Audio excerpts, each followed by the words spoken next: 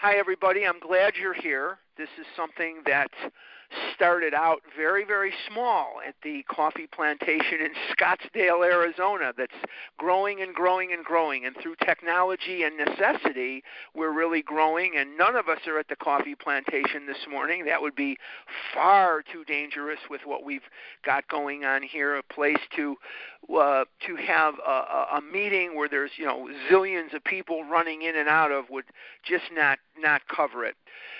This morning, we are going to talk about page 1 and possibly a little bit of page 2. And if you've been around this format, we go very slow. We're very, very pedantic. We're very detailed-oriented. And what I'm going to attempt to do this morning, to the best of my ability, is I'm going to present Bill's story in a way that will endear it to you, but will also make it more utilitarian, not just for you and your recovery, but ultimately for the people that you sponsor. Because what we're going to see in Bill's story is we're going to see many things that maybe were never pointed out to you before, and maybe it wasn't just that the people didn't know to point it out to you. It may not have been something that they felt was important or whatever. But the bottom line is that we're going to see some things this morning in Bill's story, hopefully, that will help you point out to your sponsees the original intent of this story. And what is the original? By freeconferencecall.com. Hello? Am I being heard out there? Somebody unmute and let me know I'm being heard, because some recording. You're being heard. Okay, thank you. Okay, good. What is the original intent of Bill's story? The original intent is to identify in with Bill. And that if we can identify in with Bill, and we can look at the way Bill thinks, and we can look at the way Bill drinks, and we can look at the way Bill reacts, then maybe we can make a better determination as to whether or not we are alcoholics or compulsive overeaters, or we are not. And if we also look at this story, we're going to find out that it is definitely divided into 2 sections. The first 8 pages of Bill's story are about Bill's plunge into the nadir of his alcoholism. And the second 8 pages, pages 9 through 16, are about how a recovery was affected therefrom by utilizing spiritual means. But since we're just on page 1, and before we get into the actual words of the page, we're going to take a look at who this guy is, Bill Wilson. And we're going to look at Bill, and we're going to see that he was born on the 26th of November, 1895. And his parents were, Emily and Dorothy. Dorothy was his sister. Emily and Gilman. Sorry about that. Emily Griffith and Gilman Wilson were his parents, and he had a sister, Dorothy. And Dorothy is going to play into the tapestry of this story, because Dorothy and Bill were close all their lives, but Dorothy is going to marry a guy by the name of Dr. Leonard Strong.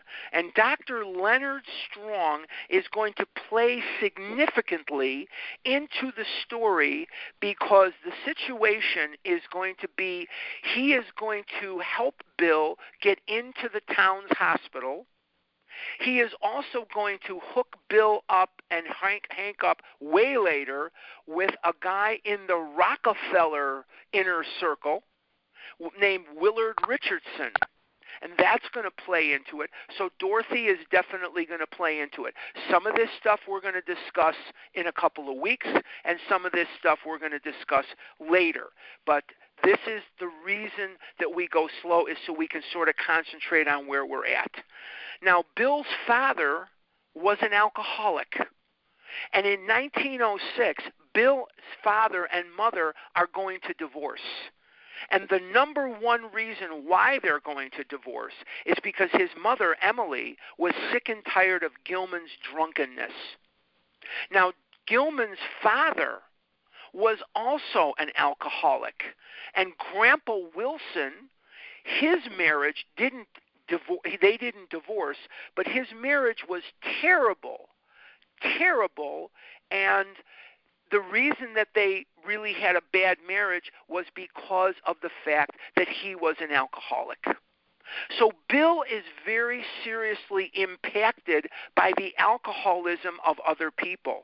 And as such, he is going to get, as a child, this impression that alcoholism rips families apart. Knowing that and intellectualizing what he is seeing around him is not obviously going to stop him, is it? Just like us. So can I identify with Bill so far? You bet I can. I certainly can. So in 1906, Bill Wilson and Dorothy will go to live with Fayette and Ella Griffith in East Dorset, Vermont. And in East Dorset, Vermont, they will be children of divorce at a time in 1906 when divorce was extremely, extremely unheard of. When I was a little boy in Chicago, I went to a grammar school, and there were 3 families, 3 kids in my school, the whole school, that were products of divorce. Dare I say today, if I went back to that same school and those same kids, there might be 3 who are not the products of divorce. And even though that's very sad, it is the way our society goes sometimes. But the bottom line, why I'm pointing this out, is Bill already felt different. And we as addicts, we as compulsive overeaters, bulimics, anorexics, we feel very different from the people around us at a profoundly early age. So can I relate to Bill? You bet I can. Now, Bill was a very determined child. Bill was a very smart child. He was a very hard-working child. He was a child who, when he got his mind set on something, he went for it. He took the Edison test as a kid, as a little boy. Thomas Alva Edison would offer a test to young boys and to see if they had an acumen for math and or science, and he would let them apprentice with him when they were a little older if they passed the test. Bill passed the test, but he never did apprentice with Edison. And one of the things he said later in life was he knew Edison was always going to be the number one man, and he wanted to be his own number one man. Can I relate to that? You bet I can.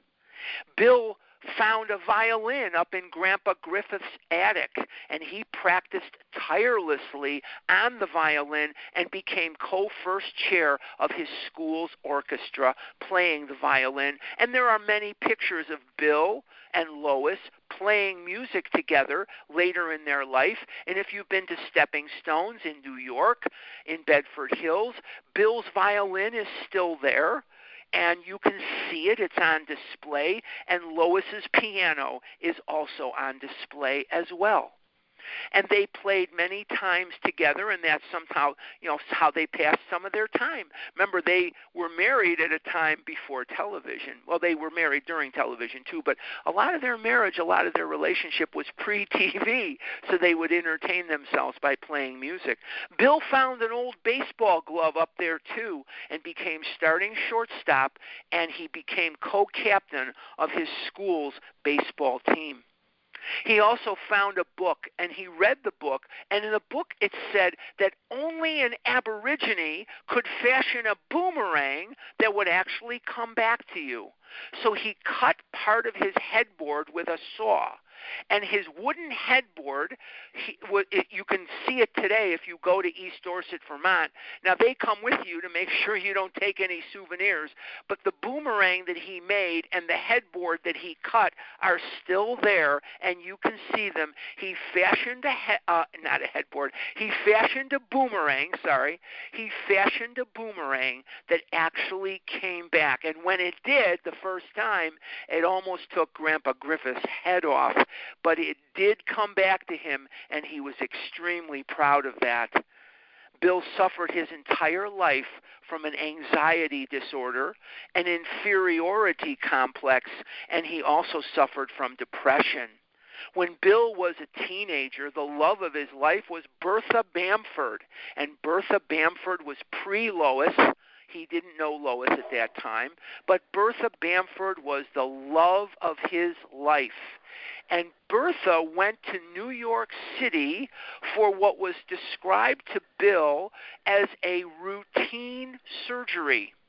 And Bertha, as a teenager, died on the operating table. And Bill, at that age, as a teenager, fell into the first of his many, many deep, dark depressions. And Bill was clinically depressed his entire adult life. He was always in therapy, and later on in life, he would come under the his psychiatrist was Dr. Harry Tiebout. And Harry Tiebout in 1949 would write a paper. I'm getting ahead of where we are right now, but I'm just filling you in. Harry Tiebout would write a paper, and the paper would be accepted by the American Medical Association, the American Psychiatric Association, and at that time, they accepted alcoholism as an illness, and how that also is going to play back is something we've talked about over the last couple of weeks. When Dr. Silkworth in 1950 found that the AMA, the American Medical Association, and the American Psychiatric Association had accepted alcoholism as an illness, he told Bill Wilson for the 11th printing of the book, which occurred in late 50, that you can put my name in there now, and then Silkworth died in 51. So for the first 10 printings of the Big Book of AA, you don't have Dr. Silkworth's name, and in the 11th printing, you do. He gave his permission because of the tireless work of Harry Tiebout, who was Bill's psychiatrist, who worked with Bill on his depression. Later on in life, just as kind of a note, Bill would come under the auspices of Dr. Timothy Leary, and Timothy Leary told Bill that he wanted to put him on LSD. It's not the kind of LSD that you see the kids taking today, but it is a clinical cousin of that street LSD, and Bill was on LSD as a treatment for his depression, and he really liked it. He thought, I've discovered something here. So at a lot of the conventions late in Bill's life, late 50s, early 60s, Bill would die in 71, they would actually have to shut Bill up at conferences because he wanted to tell everybody about this wonderful acid that he was taking that was helping him with his depression, and they had to stop him from doing that. But Bill suffered his entire life from clinical depression. Can I relate to that? No, I don't suffer from clinical depression, but I suffer from other chronic conditions like AFib and being a moron. No, I'm not a moron, but being a squirrel brain, being whatever. We all have different things about ourselves that make us uniquely who we are, and many of these things are lifelong situations. It could be something very serious, it could be something very not serious, whatever it is, but we are terminally and clinically ourselves, aren't we? So can I relate to Bill Wilson? You bet that I can, absolutely can. So let's go to page 1. And let's take a look at these words in ways that maybe, I don't know, but maybe you haven't examined them before.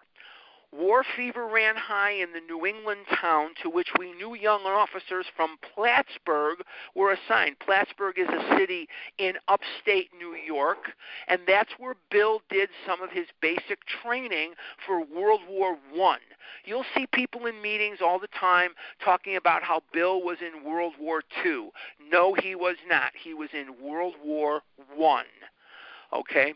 We were flattered when the first citizens took us to their homes, making us feel heroic.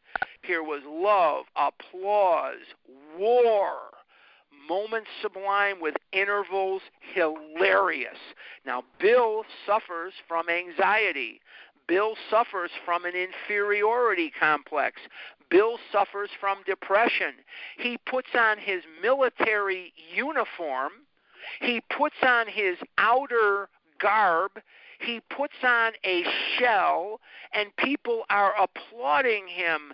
He is the toast of the town along with these other trainees. He wears his uniform, and he's being transformed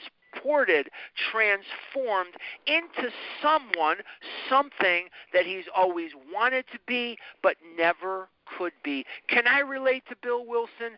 You bet that I can. You bet that I can. Moments sublime with intervals hilarious. I was part of life at last. I was part of life at last. So here's Bill Wilson. He's no longer this faceless kid. He's wearing his uniform. He's the toast of the town. He's part of life at last.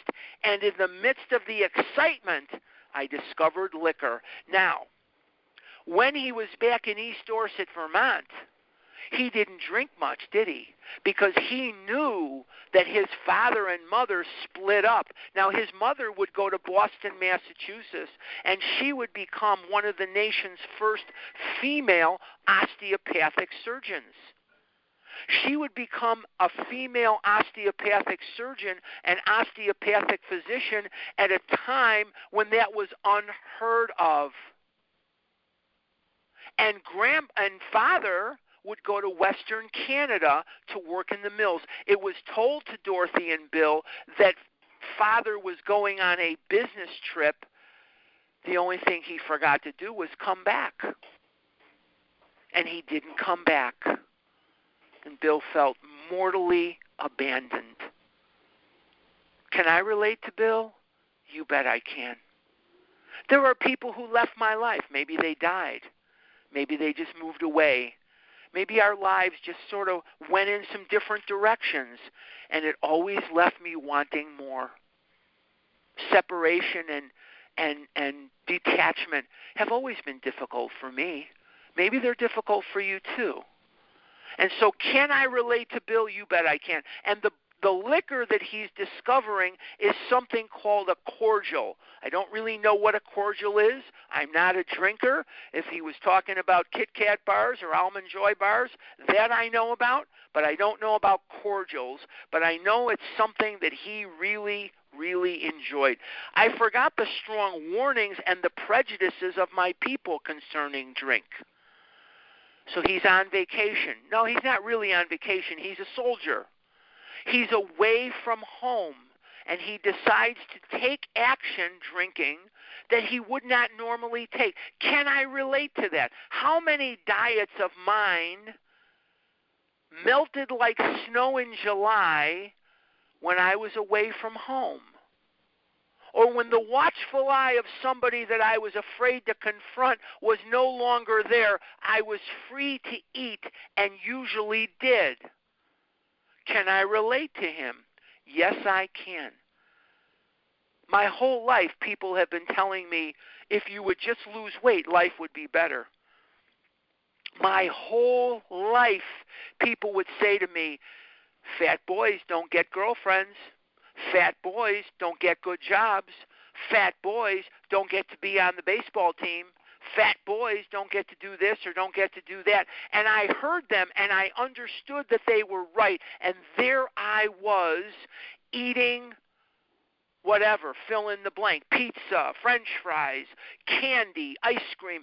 There I was. And Dr. Silkworth says to me, in the doctor's opinion, the pursuance of this effect will lead us to insanity or death. And how many of us have followed the pursuit of that effect to the gates of death door? Can I relate to Bill Wilson? You bet I can. In time, we sail for over there. Over there denotes World War I. You've all heard the song, Over There, ba, ba, ba, ba, ba. I'm not much of a singer, but that's the song from World War I.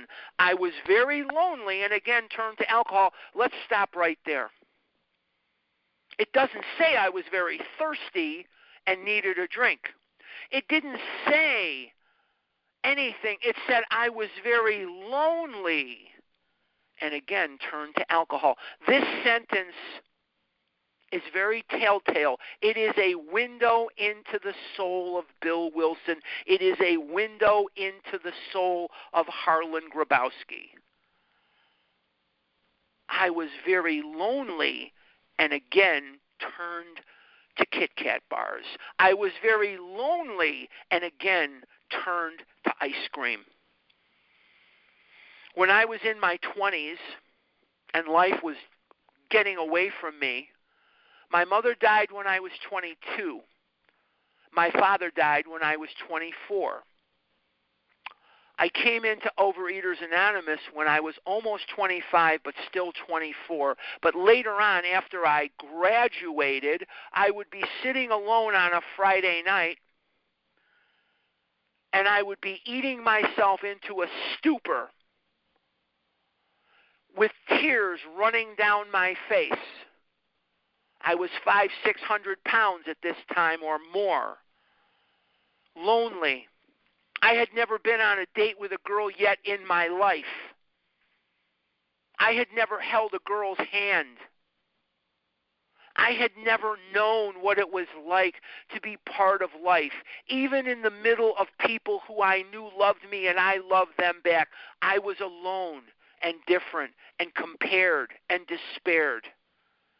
And if you had asked me at a very early age or then what I was really feeling and thinking, I would have told you I was jealous of the people around me just because they weren't me. And I was afraid of them, and I didn't have any reason to be afraid of them. I was afraid that they were going to hurt me, and sometimes they did. And what I didn't understand was that sometimes people hurt other people, and they don't really mean to, and that I could survive it. And I felt alone, and I felt different. Now, I'm going to say something here that only a compulsive overeater will understand, because when it says here, I was very lonely and again turned to alcohol, I ate railroad cars full of Chips Ahoy cookies because I needed to kill the shame and kill the guilt and kill the feelings of what it was like to eat railroad cars full of Chips Ahoy cookies. I was very lonely. And I turned to the one thing that would make me more lonely.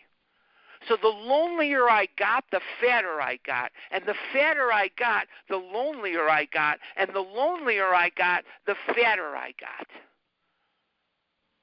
And so we see that the disease of compulsive overeating, like Bill's alcoholism, is a death sentence unless acted upon by a spiritual awakening as the result of the steps, that I will eventually eat myself to death because I am biologically predisposed to do so. My mind cannot stand the pain of not eating, and my body cannot have that food inside of it without developing the phenomenon of craving. In other words, the physical allergy. Now, I'm going to say something that most of you have heard me say umpteen zillion times. I'm going to again remind you that alcohol for Bill, before I start this diatribe, I want to again remind you too. It's not always the ingestion of food that can make me a compulsive overeater. There are people on this line that you would look at those people and you would think to yourself, man, they don't know what I'm going through. They don't look like I look because I'm morbidly obese. And they're not. But maybe they have anorexia, where they were literally starving themselves to death when food was very plentiful and readily accessible to them. They were getting a high from not eating. They were getting a high from restricting their intake of food.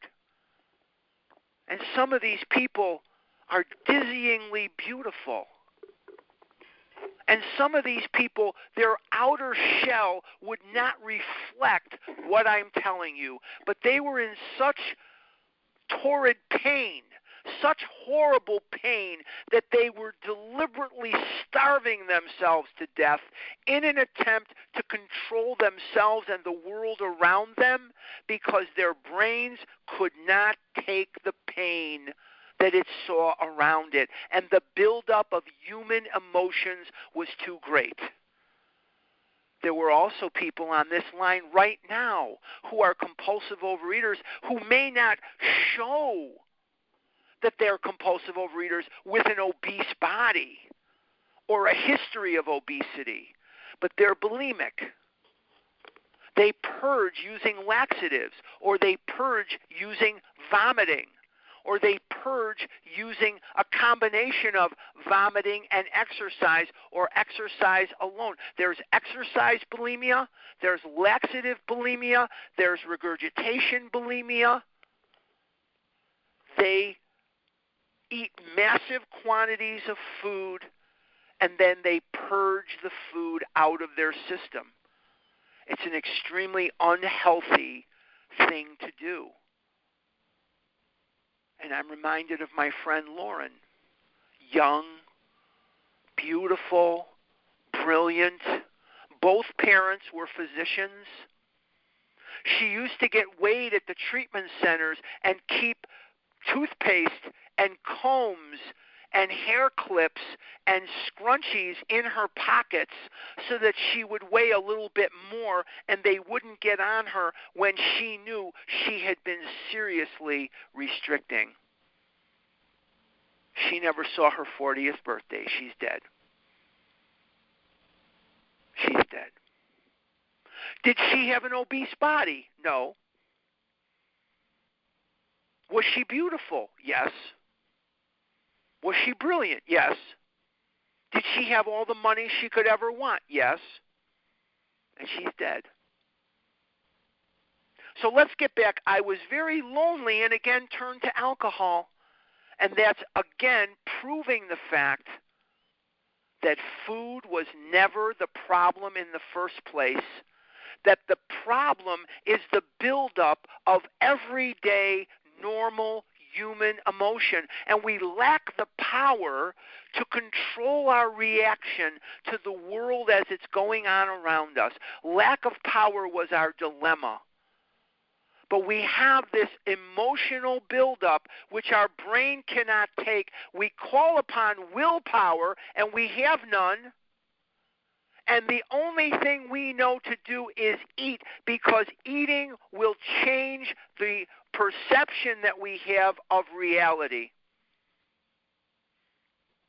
Food does something for me that it does not do for the normal temperate eater. It changes instantly my perception of reality.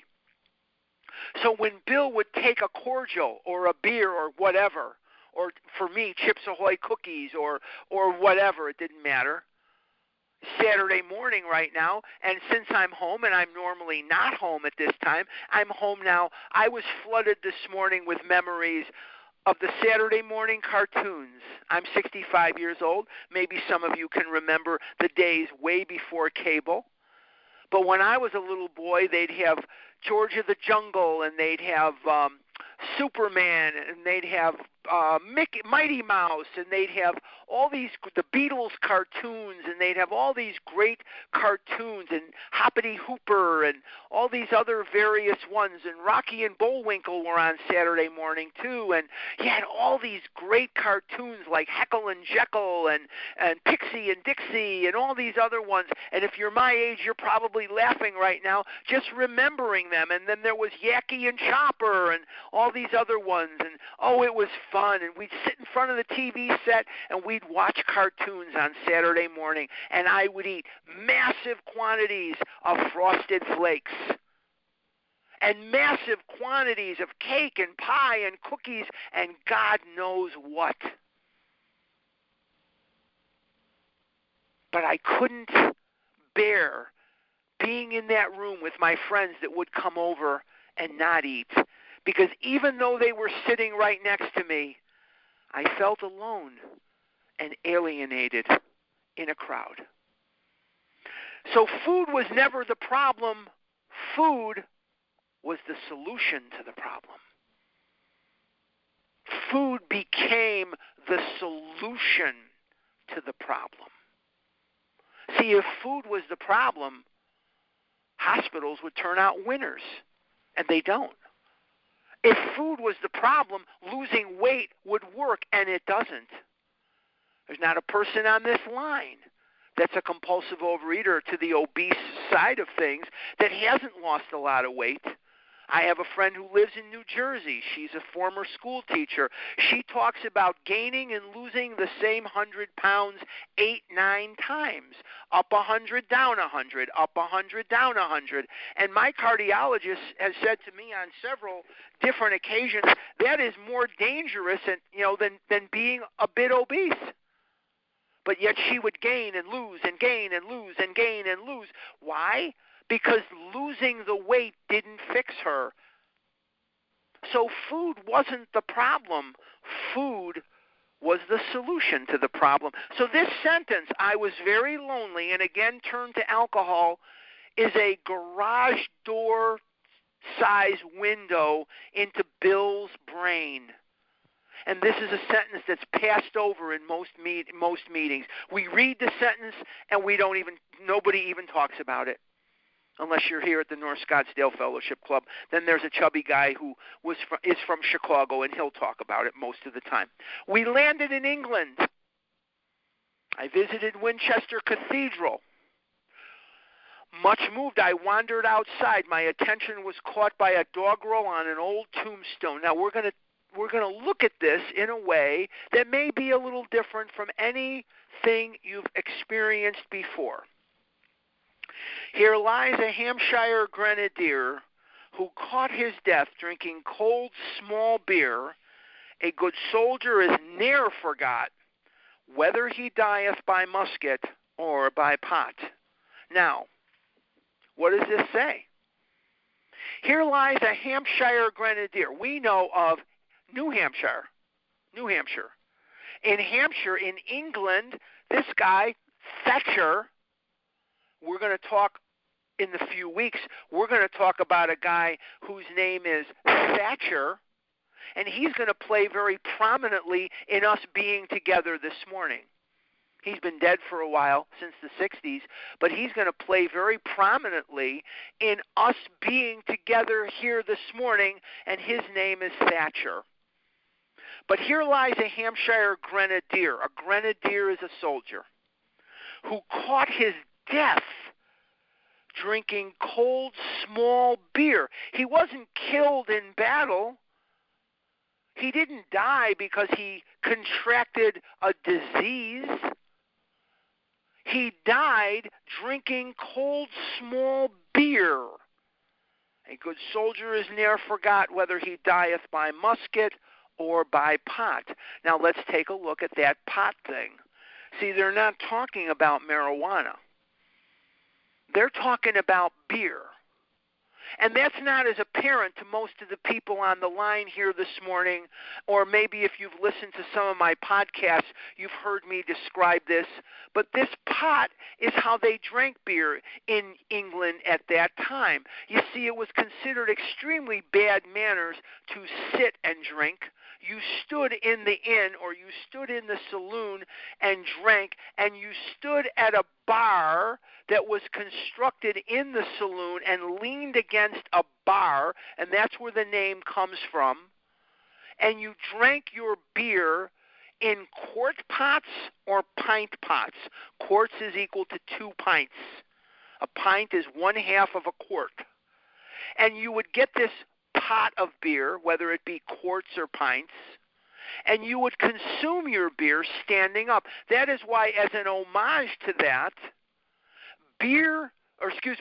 bar stools are always higher than kitchen furniture, than dining room furniture, than living room furniture. As an homage to those days, we have a bar, and it is always elevated as an homage to the days when it was considered very bad manners to sit and drink.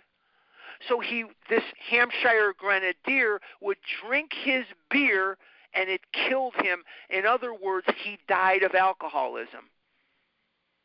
And in the late 1600s, a little bit after this guy died, and in the early 1700s, when the expression in England was, watch your pints and quarts, because the barkeeper would say to the boys drinking, watch your pints and quarts, you're getting a little rowdy over there. When that expression came over to the colonies, about 80 years, 90 years before we became America, it turned into watch your P's and Q's, and that's where that comes into our language today. But before it was watch your P's and Q's, it was watch your pots, watch your pints and quarts. And this guy died of drinking. And Bill is looking at this doggerel on the tombstone, and he's remembering that he's been doing some drinking himself. But he's also remembering Daddy left because he was a drunk. And Grandpa and Grandma were always at each other's throats because Grandpa was a drunk. Now, Grandpa Wilson became dry drunk after a hike up on Mount Elias, and he said he felt the wind blow through, and he never drank again, but he had no recovery, and he was a dry drunk. And if you've been around this meeting a while, or you've been around me for a while, you know that these dry drunks, most of them are miserable. They have no program. They're angry. They're scared. They're angry. They can be very, very difficult to be around because they don't have a program and they don't have any way of feeling better. They're not drinking and they're not working steps, so they're just miserable. Let's continue and let's look at some of the things that maybe are not as apparent from some of your previous studies of this chapter. Ominous warning which I failed to heed. In other words, Dr. Silkworth is going to tell us that we see other people drinking or eating in our case and they don't get punished. In other words, they don't have any type of consequence. And many of us have friends who can eat and eat and eat, and seemingly they don't have any type of punishment. I've told you about my friend Corwin. He lives in Chicago. He and I could go to a buffet today, although the buffets are all closed down now, but let's just forget that for a minute. Let's just say we went to a buffet. He could out-eat me. I mean, this guy can put it away. He's never probably weighed over 190 in his life. This guy can put food away like you could not believe. People used to say to him, man, you got a hollow leg. But here's the difference. He won't, let's see, today's Saturday. He won't think about eating until Monday or Tuesday. Won't even cross his mind. I'll be eating at a convenience store on my way home from the buffet, because at the buffet, I'm going to trigger the physical allergy. I'm going to eat foods and ingredients that are going to set me up with an actual physical craving for more of the same, and he won't even think about eating until Monday or Tuesday. Can I relate to Bill Wilson looking right at this tombstone and continuing to drink? You bet I can. Because his mind and body are conspiring against him to excuse the behavior that he knows is horrible, but he cannot stop it because he has no way of turning off the pain. He has no way of dealing with the buildup of emotions. He's scared. He's in a war. He's away from his family. He's in England. You take me out of my element, and I get scared too. I do a lot of traveling. A lot of my traveling now is canceled. Boy, I've got nice credits with a couple of airlines as the result of some of this stuff. But anyway, back to this. You take me out of my element, and I get squirrely. I get crazy. And I know that the people there invited me there because they want me there. And I know that eventually I'll get home. I know that everything is okay. I know that there's no external emergency, and yet I still feel misplaced because of travel much of the time. Can I relate to Bill Wilson? You bet I can. And I do. Let's continue. 22 and a veteran of foreign wars, I went home at last. Now he's home from World War I. I fancied myself a leader, for had not the men of my battery given me a special token of appreciation, my talent for leadership, I imagine, would place me at the head of vast enterprises, which I would manage with the utmost assurance. He's home from the war now. The war is going to end 1918. He's coming home, and he is now very full of dreams and very full of aspirations, and he knows, he's confident, he knows things are going to be really okay for him. He marries Lois before he goes, so he's a married man when he returns. He's going to know in his mind that everything is just going to be fantastic. He is just confident. He marries Lois on January 24th, 1918. So the bottom line is he is, and the war didn't end till later. I'm sorry, I said it ended in 18. It didn't. But I got my dates screwed up. But he marries Lois, goes to war, and then comes back a married man. That's better. Okay. So he's coming back full of aspirations. Let's see where he goes from there. I took a night law course and obtained employment as investigator for a surety company. That means he's investigating for an insurance company. A surety company and insurance and surety have the same root word. This is insurance, and he's an investigator. He's investigating fraud. He's investigating insurance fraud, and that's what he's doing for a living.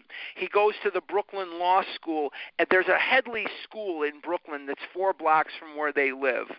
And this Headley School was offering night law courses for returning soldiers. And these guys would go up there and they would try to get, different degrees or different things so that they could go on and, do something with their lives. The drive for success was on. I'd proved to the world I was important. My work took me about Wall Street, and little by little, I became interested in the market. So he's going into Wall Street as an investigator for this insurance company, and he's bumping up against these guys that are stockbrokers, and these guys that are investment counselors, and these guys that are associated with the hubbub and the excitement of Wall Street. Many people lost money. I became interested in the market. Many people lost money, but some became very rich. Why not I? I studied economics and business as well as law. Potential alcoholic that I was, I nearly failed my law course. Now, the key word here is nearly. He is going to pass his law course, and he is an attorney, but he will never practice law. We will never hear of Bill practicing law, but he did pass his course. It says nearly. It doesn't say I failed. And in researching his life, you see that he does pass his course. Now, at one of the finals, I was too drunk to think or write. Now, let's stop right there. Let's go to the previous page. Flip over your book. If you've got a book in front of you, go over to your previous page. At the bottom of the page, it says here, my talent for leadership, I imagine, would place me at the head of vast enterprises, which I would manage with the utmost assurance. Now go back to page 2. Now what we're seeing here is something that is not pointed out by most sponsors. It is not pointed out in meetings. It is not talked about, and I don't have the time to talk about it on podcasts because you only have 60, 70, 90 minutes, whatever it is, on a podcast. You can't talk about everything that we can talk about here. We are seeing the progression of Bill's alcoholism. Progression. Now, what are we going to learn in Chapter 3? And that information is going to come from The Common Sense of Drinking by Richard Peabody. Richard Peabody wrote a book in 1931. And this book is one of the 4 books that makes up the Big Book.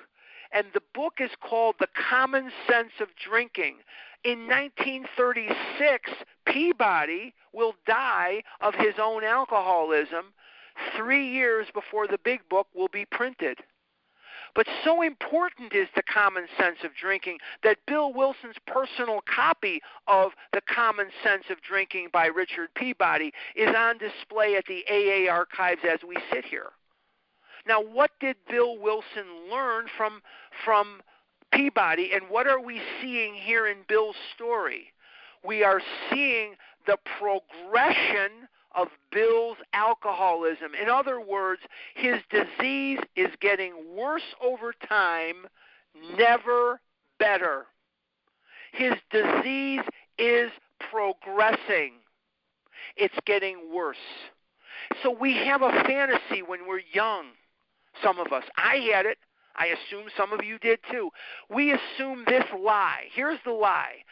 Someday, this is all going to get better.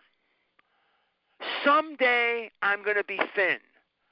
Someday, I'm going to be good looking, or whatever it is whatever it is. And that day doesn't come. And so here's Bill coming out of World War I, sure of himself, absolutely certain that he is going to do great things in this world. And at one of the finals, he was too drunk to think or write. In other words, Bill's alcoholism is now dictating where he can go and where he cannot go, what he can do and what he cannot do.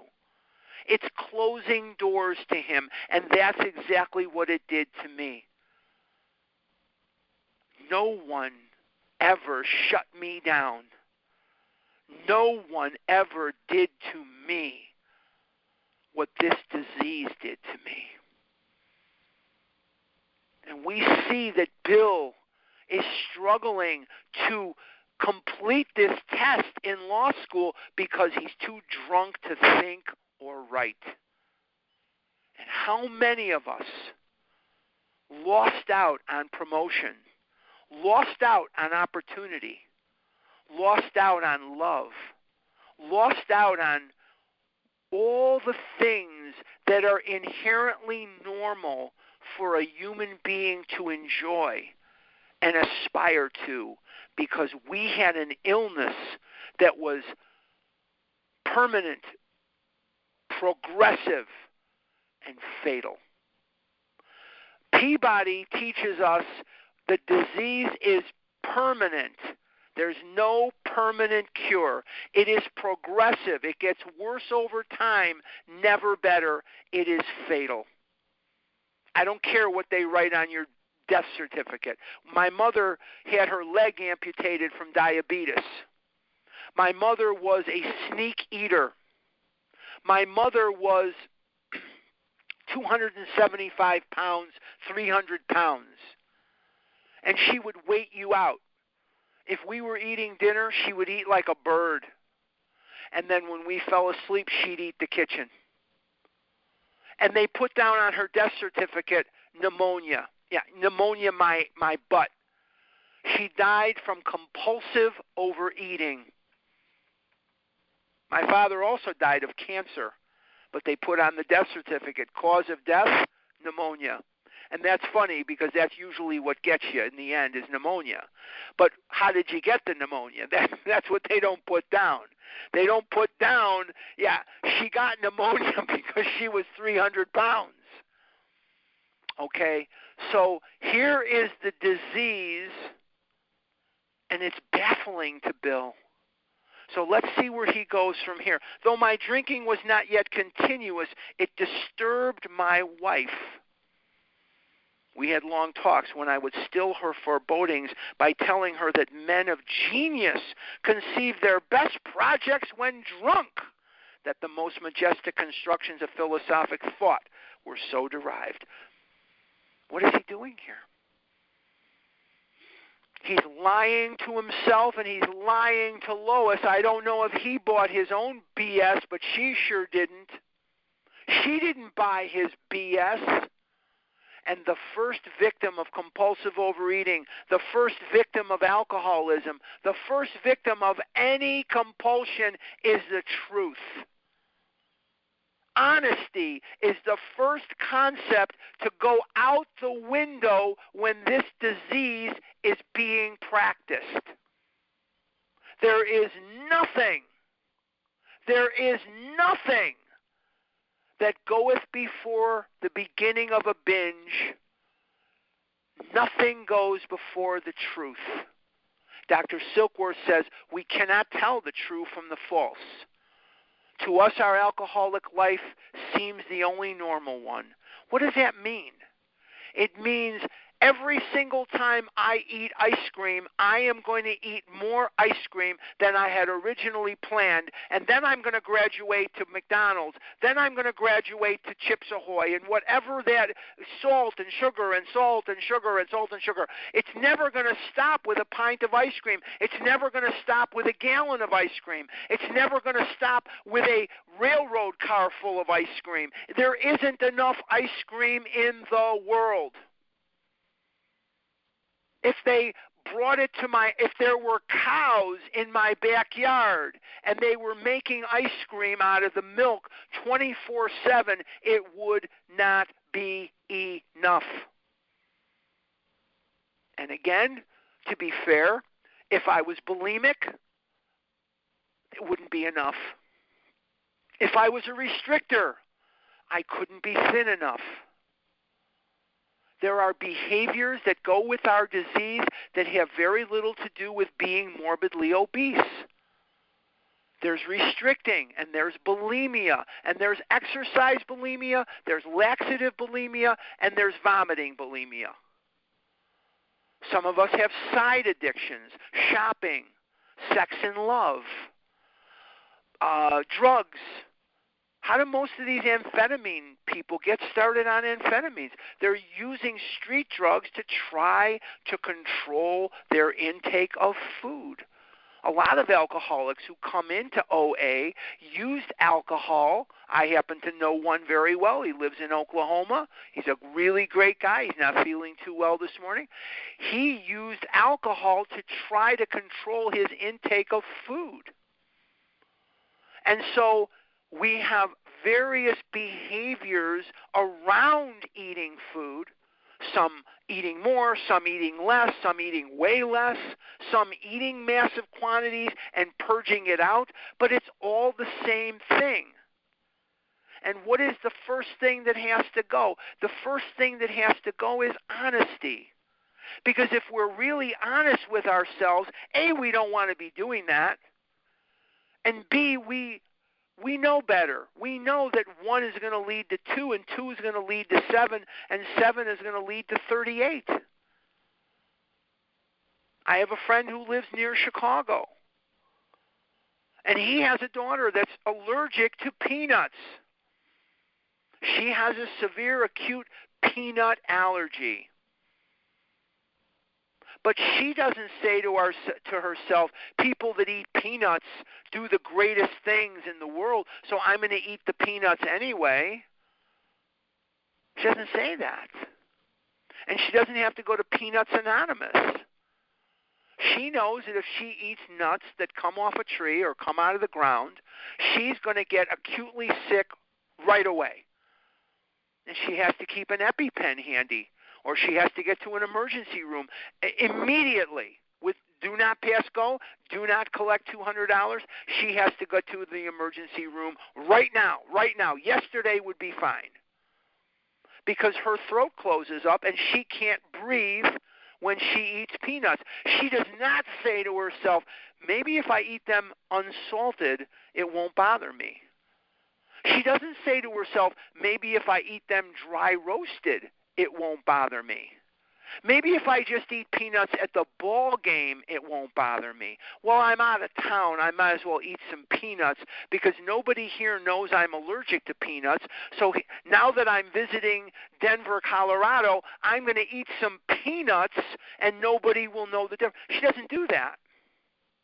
And the reason that she doesn't do that is peanuts do not do for her what liquor does for Bill and what Chips Ahoy cookies and Kit Kat bars do for me. And that that effect is so elusive that I will pursue it to the gates of insanity or death. Can I relate to Bill Wilson? You bet I can. He doesn't want to be hurting Lois. He loves Lois. Lois is the love of his life. Lois is the love of his life. He doesn't want to hurt her. But he sure as hell doesn't want to give up liquor either. Let's take a look at the next paragraph and see how far we get. By the time I had, so wait, before we do anything, can I relate to Bill Wilson? You bet I can. And hopefully in doing this in such a detailed way, you can too. Maybe this will draw you in a little closer to an identification with what he's going through, because that's the original intent of the chapter, is you identify in, and then after this, we go together down the path of recovery. I'm on page 2. By the time I had completed the course, I knew the law was not for me. The inviting maelstrom of Wall Street had me in its grip. A maelstrom is a great disturbance, a great excitement, great excitement. Business and financial leaders were my heroes. Out of this alloy of drink and speculation, I commenced to forge the weapon that one day would turn in its flight like a boomerang and all but cut me to ribbons. Living modestly, my wife and I saved $1,000. Now, I want to talk about this for just a second because I want to give you historical perspective of what you're seeing here. See, you can look at that and he saved $1,000, and it doesn't mean much. Hopefully, I'm telling the truth here. I hope I'm not saying something that's not applicable to you. Everyone on this line has access to $1,000. You have a credit card in your pocket.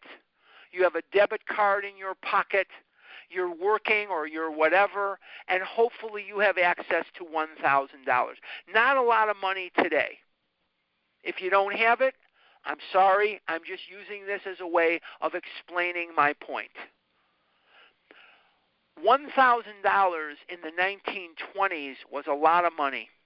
You could buy not one, two new cars at that time for $1,000. You had Ford Model A. Ford Model A at that time was $495 off the showroom floor, brand new.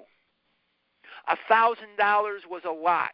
You could buy a home in Chicago at that time for anywhere between $1,200, $1,800 with a backyard. I don't know about a white picket fence, whatever, but you could get a nice home in a nice area for about $1,500 to $1,800. So when you read this $1,000, understand he's doing very well. Okay? That's the reason I go into this. It went into certain securities, then cheap and rather unpopular. I rightly imagined that they would someday have a great rise. I failed to persuade my broker friends to send me out looking over factories and management, but my wife and I decided to go anyway. I had developed a theory that most people lost money in stocks through ignorance of markets. I discovered many more reasons later on. Now let's take a look at what's happening here. Bill Wilson excuse me, is not a stockbroker. He self-describes as a stockbroker. He's not. What he is he is a New York City stock speculator. And he makes his living because his opinions were sought after. He makes his living selling his ideas on what stocks are going to be hot and what stocks are going to be not to others who are investing. And if he's right, they gladly cut him in on the profits. But the 1920s was not different from what America was like right around the time before 9/11. And right around that time, stocks were up and up and up, and every time you looked at the stock market, it was just going crazy. And Bill Wilson said, what goes up must come down. We need more information on these companies. I told you he was smart right at the beginning of our session today, did I not? I told you he was very intelligent. And the people on Wall Street that he went to try to bankroll his travel and bankroll his situation said to him, "Oh, you're nuts. What are you so worried about? My God, everybody's making money. Everybody's doing well. Everybody's doing fantastic. Why do you have to stir up all this stuff?" So he goes to Lois. Now, here's the deal that's not in this book. Lois doesn't want to go. She don't want to run around the country on a Harley-Davidson motorcycle in the sidecar. She doesn't want to leave home for months at a time. She doesn't want to do that. But here's the deal she makes, because remember, Lois is the co-founder of Al-Anon, right? So she makes a deal. "Oh, you want this, huh? Oh, okay. I'll cut you a deal, Mr. Wilson. I'll agree to go with you, but you agree no drinking." So, of course, what is the first thing an alcoholic does to get his way? He lies. He tells Lois, "Oh, okay, Lo, if you want to do this, you're right. No drinking. I promise that if you come with me and we go to these companies, I won't drink." Well, that's absolutely ridiculous. That is the most ridiculous thing in the world. How's he going to get these guys to give him information? He's going to meet them at the local bar. Let's go to the next paragraph. "We gave up our positions and off we roared on a motorcycle. The sidecar stuffed with tent, blankets, a change of clothes, and 3 huge volumes of a financial reference service. Our friends thought a lunacy commission should be appointed. Perhaps they were right. I had had some success at speculation, so we had a little money, but we once worked on a farm for a month to avoid drawing on our small capital. That was the last honest manual labor on my part for many a day. We covered the whole eastern United States in a year. At the end of it, my reports to Wall Street procured me a position there, and the use of a large expense account, the exercise of an option brought in more money, leaving us with a profit of several $1,000 for that year." Now, this is a big paragraph. I don't usually do one paragraph like that. We usually break it up, but this reads better and understands better when we sort of take it, by the whole thing. They're going around, and he's giving these reports back to certain people on Wall Street, and he really gets a very positive kind of feedback from them. They like the information. In other words, they didn't know what was good for them. He's giving them these reports. He's calling in, and they like it, and they give him a large expense account, and he's a darling of Wall Street, and they option him some stock, and it leaves him with a profit of several $1,000s for that year. Do you remember what we talked about in the doctor's opinion, how in 1929, on Black Tuesday, October 29th, 1929, how Dr. Silkworth was overinvested in the stock market, and he went to Charlie Towns, and he got a job. Now remember that Dr. Silkworth was a doctor. That little word, Dr. Silkworth, should tip you off. Dr. Silkworth was a medical doctor, and his salary at the Towns Hospital was $35 a week. If you were making $20 a week, $15 a week at that time, you were probably doing okay. You could get a steak dinner at that time for 15 cents. You could spend the night in a hotel for 15, 20 cents. So when you read these words, we were left with a profit of several $1,000s for that year. He's making surgeon money. He's making very, very good money. They're living on Park Avenue. He buys Lois fur coats. He buys her the piano that she's wanted from the time she was a child, and she was a physician's daughter. He's buying her dresses that only the elite can wear. He's wearing suits that only the elite can wear. He is living a good life, but he's drinking. Now, next week, we're going to see again the progression of Bill's alcoholism and how it accelerates over time. We're going to see the progression, and we're going to see the acceleration of that progression, and we're going to be talking about where Bill and Lois go from here. But it is very, very important that we see in the reading today that Bill lied. Bill drank even though he had reasons not to. His parents split up because of alcoholism. His grandparents had a miserable relationship because of alcoholism. He has been warned by mom and warned by grandpa and warned by grandma never to drink, Bill. Don't drink. He drinks anyway. What does the drinking do for him? It gives him a feeling of being part of life at last. In other words, for the time he was drinking, the puzzle piece fit together perfectly. And what is that puzzle piece? The puzzle piece is that click that you feel when the Oreo cookie is in your mouth and you've got a whole bag of Oreo cookies that you haven't consumed yet. And that first Oreo cookie and second Oreo cookie are in you. And even though the physical allergy is manifesting itself, for about 10 seconds, you feel like you're part of the world. The lies, the progression, hurting other people, all of that stuff. What does that mean to me? It means I can relate to Bill Wilson. Can I relate to the way he thinks? Yes. Can I relate to the way he drinks? Yes.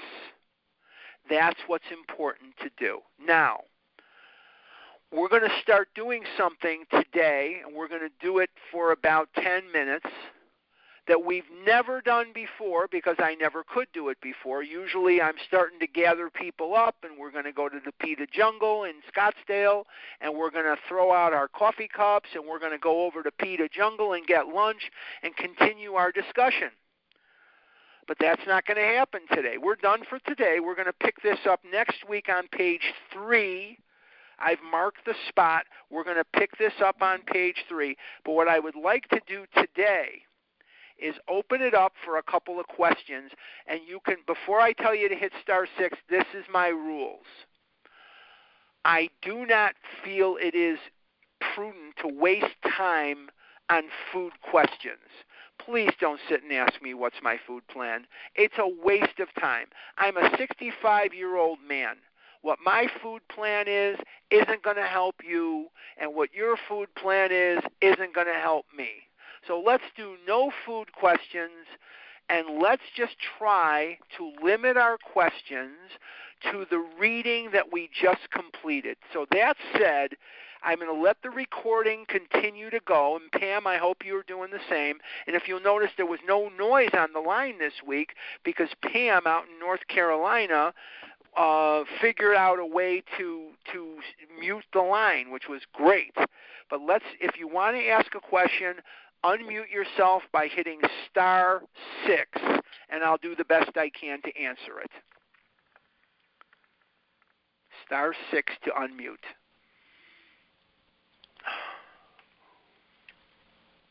I must have covered the material pretty good. Harlan, this is Hi, Nancy J. Hi. You know what occurs to me, and I don't know if it occurs to you as strongly, but I'm just shocked at how this all, with the Great Depression and all the misery of the time and the impact on the fellowship and how that seems to just tie in so much with this coronavirus and what we're all going through. Do you feel that too? I think that life is a wheel, And I think it's a wheel because it doesn't matter what the situation is. You just keep coming back to the same ups and downs that you come to. My memory flashes back to good times. It flashes back to bad times, whatever that is, either individual or as a nation or as a world. In this case, this is not just a national thing. This is an international thing. We go up, we go down, and we go around. Round and round she goes. Where she stops, nobody knows. And I think the real lesson here is you never know what's coming, so just enjoy the moment and do the best you can. And for me, it's remembering this. There is nothing going on in my life right now that eating more food will not make worse. Eating more food is going to make it worse. So, yeah, I think it does tie in. And we're going to see some of the paragraphs of the book in Bill's story, how he struggles with this idea of a God, and he sees the wars, the chicanery, and all this other stuff. He's going to look around and see what we see today. Why should I believe in God if, and then you can just fill in the blank. If there's Martians walking down Michigan Avenue in Chicago, why should I believe in God? If there's whatever, why should I believe in God? And I hope that answers it. But before I forget, I want to also put something out to the group here that's assembled, and this doesn't have anything to do with your question, Nance, but this is what I want a place to store these recordings. If anybody here knows how to set up a website, not a fancy one, but just one where I can list where I'm going and we can store these so people can access them, it would really be helpful. So if you know how to do that kind of thing, call me later and let's get together and let's get that done. Okay. Nancy, I hope that answers it. Does anybody else have a question this morning? Michelle Y. Michelle Y. Hi, Michelle. Hi, Harlan. I'm new to Vision, very new, and I appreciate your sharing. Thanks. You're talking briefly about the click, and you said 10 seconds. And do you think that as the illness progresses, that window gets narrower? Yes, absolutely do. Yes.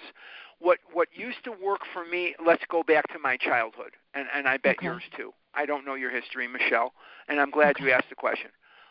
One Rice Krispie treat could get me high as a kite when I was 5. A peanut butter and jelly sandwich could make me so euphoric, I'd be running, I'd be screaming, I'd be, whatever it is. And as I progressed, the click got shorter and shorter. And it needs more food to get me off than it used to. And in the life of an alcoholic, they need more and more liquor as time goes by.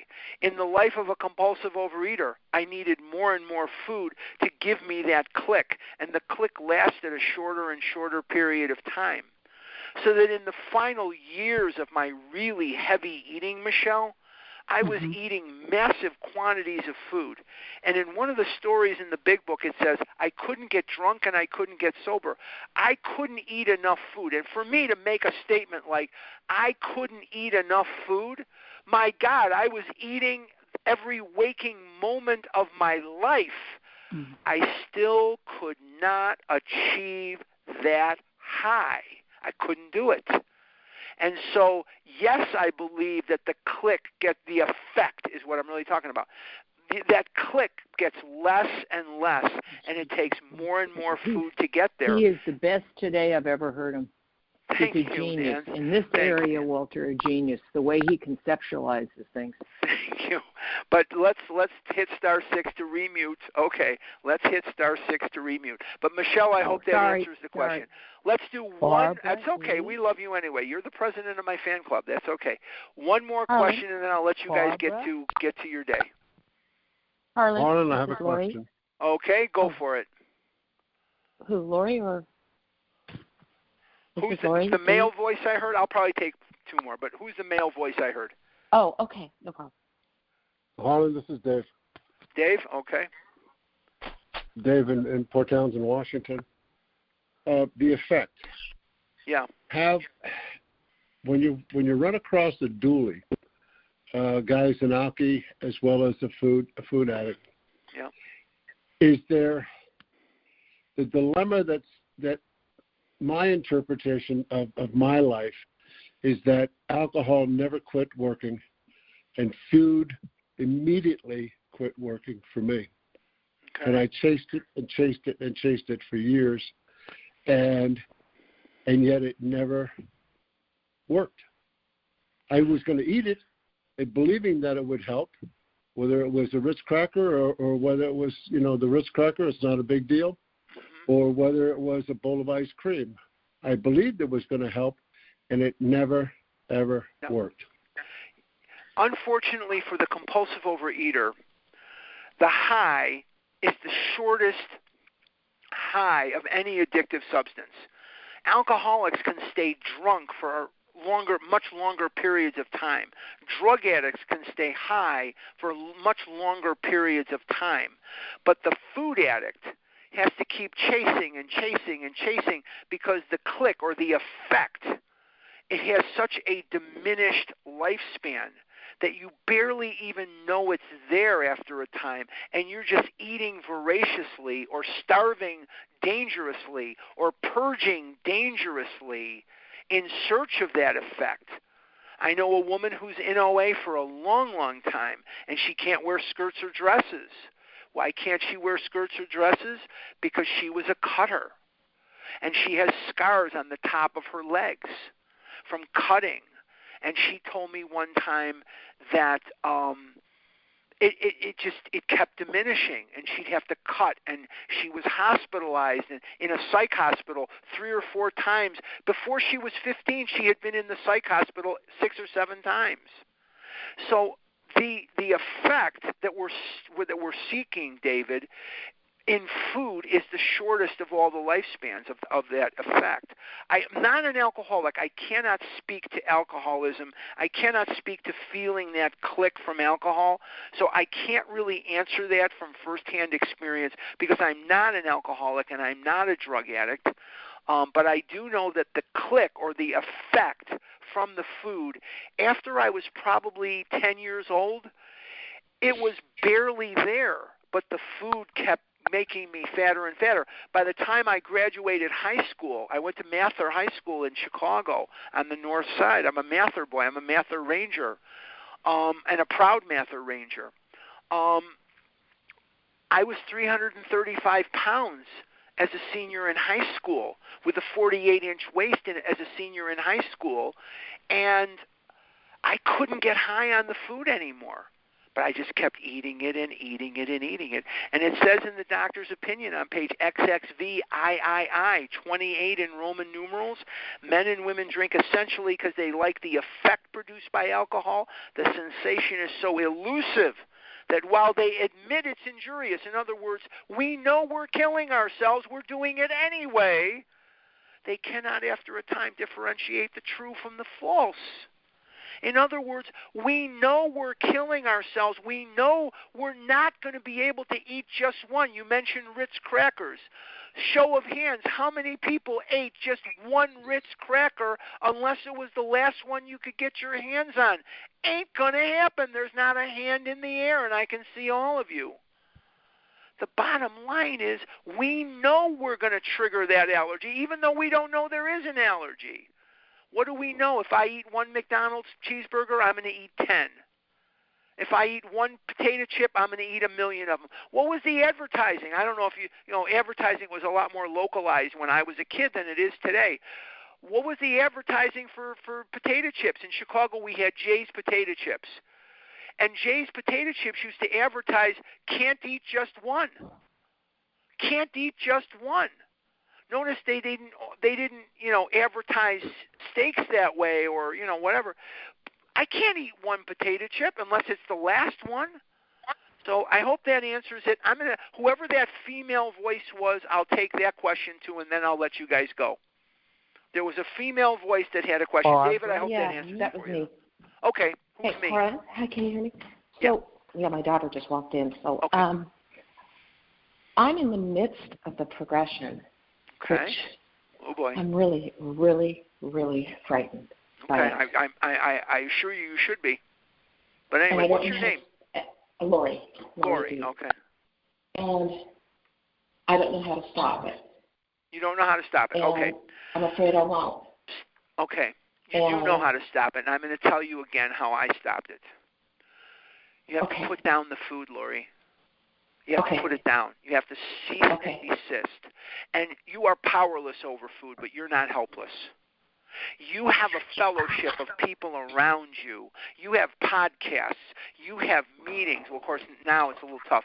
You have all these various tools at your beck and call, and you're going to have to gut it out for a couple of days, and you can start working the steps after 2 days with a sponsor. Today is Saturday. Tomorrow is Sunday. Monday morning will be day 3. You can start working the steps, and at the end of the second meeting on Monday, at the end of the second meeting on Monday, there are going to be people that are going to identify in as sponsors. Jot down their numbers. I've heard that. Okay. And start calling some of those people. But yes, you can, and it is going to suck. And it is going to be gut-wrenching to put the food down. And you know how they say put the food down, you'll feel better? Lori, you're going to feel anger better. You're going to feel fear better. You're going to feel like killing someone better. You're going to feel like ripping the top of somebody's head off better. But you can do it. And then you start working the steps, and the desire to eat will leave you so that you can be abstinent and be happy about it. Right now, you can't be abstinent and be happy about it, but you will be able to. We are here to support you. You reach out to any of us, Lori. Do you want to give your phone number right now, or you'd rather not?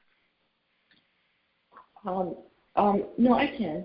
Okay, why don't you give your phone number, and there are people on this line that will help support you through. Give us your phone number. 562. 562. 577. 577. 5379. 5379. That's Lori. 562-577-5379. And what state are you in, Lori? California.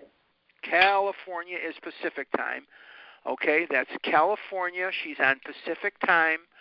And Lori needs support in the next couple of days, and she needs it always, but she needs it in the next couple of days because she's going through that beginning phases of abstinence, that gut-wrenching beginning phases. Lori, you have. If you don't have my phone number, it's 480-495-8961. That's 480-495-8961.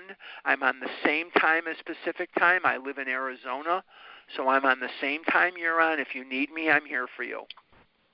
Okay, thank you. Okay.